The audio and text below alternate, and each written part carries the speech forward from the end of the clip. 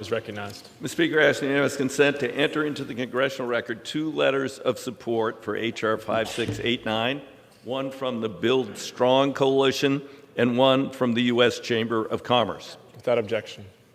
Mr. Speaker, I yield such time as she may consume to the chair of the subcommittee, Ms. Titus from Nevada.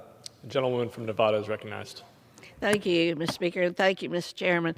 I just stand to add my voice to the bipartisan chorus of support for this bill, including our Chairman of Transportation Infrastructure, Mr. DeFazio, Ranking Member, Mr. Graves, and Ranking Member of my subcommittee, Mr. Webster, all for leading on this bill and just working so hard to bring relief to not only our communities, but individuals who are hit by natural disasters and other calamities like we saw during COVID.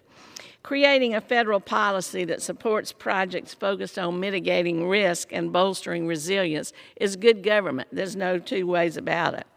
This legislation features a number of key provisions that will make our nation more resilient.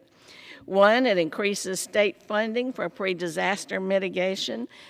Ounce of prevention's worth a pound of cure. It expands assistance for western states like Nevada that are at the risk of wildfires, which we see coming more often, lasting longer, and being more intense. It also reserves funds to implement and enforce the latest building codes and standards. So when we do build back, we build back better, not to the status quo ante.